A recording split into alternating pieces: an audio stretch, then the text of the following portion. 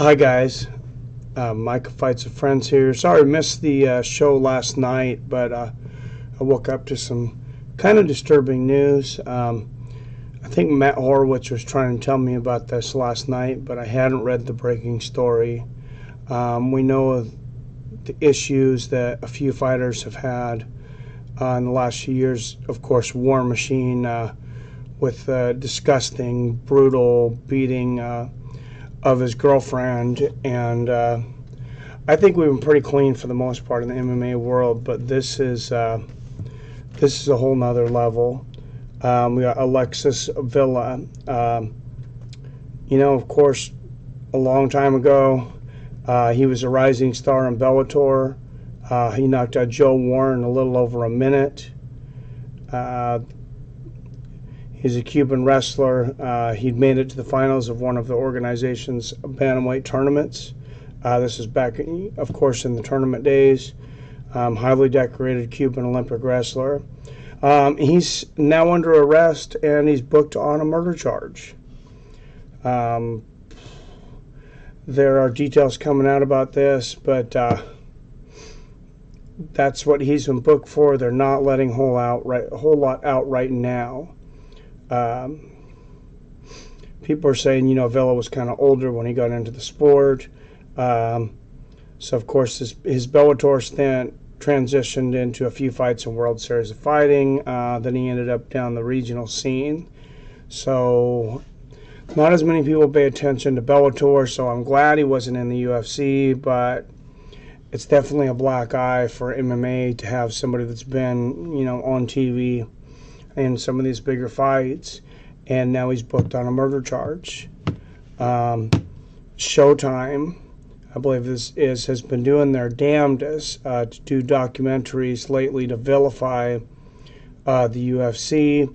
My own mother-in-law came over here and she's like, I just watched this documentary on Showtime, and these UFC fighters are horrible. One of them beat up this girl, almost to death. And she was talking about War Machine, who, of course, didn't have a big stint in the UFC. But compared to other sports, it's like football, the drug charges, the murder charges, Aaron Hernandez, Ray Lewis even. People think of him as a hero now, but he had murder charges against him. So many drug charges. Had for a while half the Dallas Cowboys. Not to upset you, Cap, but you remember half the Dallas Cowboys basically were doing cocaine in the locker room. They're not the only team, of course, that had those kinds of issues, but Alexis Vila, he's now under arrest. He's in the Miami-Dade County Corrections Facility, booked on a murder charge. Like I said, Jason Floyd, who's one of the people familiar with this, and they got his mugshot here. So just saw this on my Facebook timeline. Alexis Vila was arrested earlier this week. This is all from CagedInsider.com if you want to look up the whole article, and it's out there in several other places, but I thought this was the best article. And then basically say there are zero details right now on what's happening. I'll break this open for you guys, though. I would like to continue to follow this and see what happens. Like I said, I think especially for the kind of people that come in this, these are, a lot of fighters, of course, come from pretty damn rough backgrounds.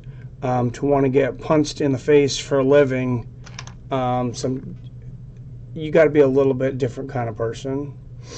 And they are. Some of these older fighters, like you talk to some of these guys in their 20s, though, and man, they want to fight. They want to fight anybody, everybody, anytime. Just because, they say it in the ring and they say it everywhere else. I've been around some of these guys. I've spent some time with Kyle Nelson. He's still in his 20s here. But lately I've spent my time, some time with some of the older guys that are winding their careers down. Matt Horowitz, my friend who I was out with last night, which is why I wasn't able to stream. He talked pretty blatantly about, he'd won his last 2 fights. He lost to Colton before that. He's been kind of up and down, but, he's getting up there in years. And we were looking at him possibly go out on some fishing boats and different things. I don't think he really wants to fight. He fought in March of last year, March 2017, May of 2017. And he's like, man, Mike, he's like, I don't enjoy getting punched in the face. He's like, I'll fight for enough money, but I'm not fighting for free, because we kind of joked a little bit about if stuff went sideways where we were at. We were having some pizza and beer last night, and we joked about that a little bit. He's like, man, I don't want to fight for free. He's like, I don't like hitting people. I certainly don't like getting hit. So, and we were in no danger of that. We were in a safe area over in Seattle. That went well. Me and my wife, veteran Matt Horwich, and one of our close family friends, met with him. That went really well. We talked about a lot of stuff MMA. Unfortunately, I'm learning, not necessarily talking about him, but talking with some people this week, that there are some things that the general public don't know. And when you get to know these fighters, it's just things that you can't share, not necessarily from Matt, but some of the sources and some of the other fighters. And I kind of have to be sworn to secrecy on some things, because there's some things I'd like to, to let some of you guys know, and some of the things that, that actually surprised me, or some of those things that we really, we thought, maybe it's this way, but we hoped it wasn't, and, that's the way it is, if that makes sense. I don't want to go too far into details. But like I said, great night with him. Matt's an intelligent guy. He wants to transition, his career over from fighting, and I'm always more than happy to help do that. I'd like to see have him on the show more sometimes. It'd be great to do a fight companion with him. But definitely I'd like to get to the position, help some of these guys get into movies and stuff, and that's kind of what we were talking about a little bit last night. We were talking about, of course, I didn't realize we brung up his friend, Jason Mayhem Miller. I said, you talked to him recently, and he's like, yeah, he's still in jail. So I wasn't sure if he'd been able to bail himself out because of who he was, but I guess at this point it's kind of who he used to be, and maybe nobody cares. He's not getting that bully beatdown money anymore. And unfortunately for him, and that's gonna, that makes things a lot rougher. I was just talking to him, basically what I remember is turning on Yahoo, I think it was that morning, Yahoo or Associated Press, and seeing something about Jason Mayhem Miller, and then I thought, my first instinct, of course, is, oh God, what's going on? Don't let it be bad. And then his house is covered by helicopters, and I'm just, oh man, this is not going good. Eventually, I hope to have him on the show. I hope he starts figuring things out, turning things around. But Matt, as he said before last night when we were eating, he's like, man, that guy just continues to find new and stupid ways to fuck up, and yeah, it's an issue with fighters, and that impulse control. There's documentation of it now. That when you get hit more, your impulse control changes. You become much more impulsive, and you have a hard time. That's part of your brain, that logical thinking that tells you, hey, you might not want to fucking do this, and all of a sudden it tells you, hey, all the crazy shit that sounds exciting, you want to do this. A lot of people say that's why Dana White's so impulsive. He used to be a boxer, but George St-Pierre doesn't seem impulsive. But this is something I was looking at We're talking about fighters' well-being. I know it's maybe not what you tuned in for, but I was looking at the punch stats, and you look on there, and George St-Pierre leads the punch stats for most punches landed in the history of UFC by about 500. Now you got to think about how many times he's been hit. He got tagged by Carlos Condit. Later in his career, he got tagged by Condit.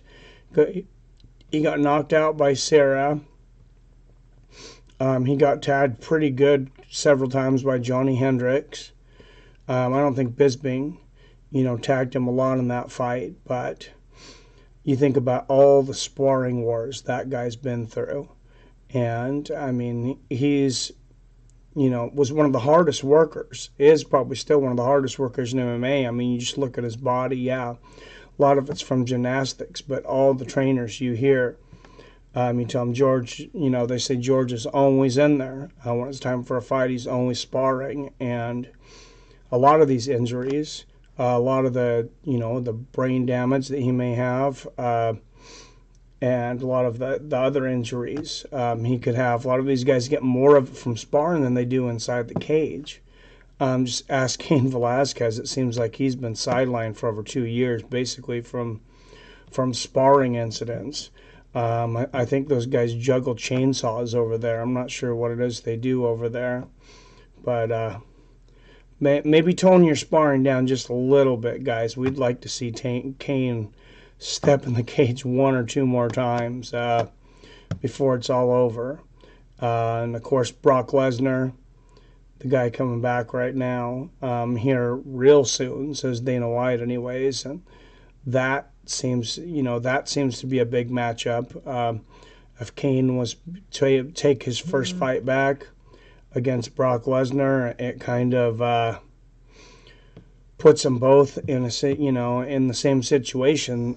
They definitely, because they have big names, and especially since what Cain was so dominant for so many years, it definitely puts them right in there for a title shot after Stipe versus DC. And I think either one of those guys would be entertaining. Heavyweight matchup coming up, of course. We just seen announced talking about entertaining men in heavyweight. 2 guys that his names are going to continue to keep popping back up. It's Derrick Lewis and Francis Ngannou. I think that's one of the funnest fights out there right now, bar none. And it's on the UFC 226 card. We're going to get Brian Ortega and Max Holloway and Derrick Lewis and Francis Ngannou on the same card. And to me, those 2 fights that's worth the pay-per-view right there.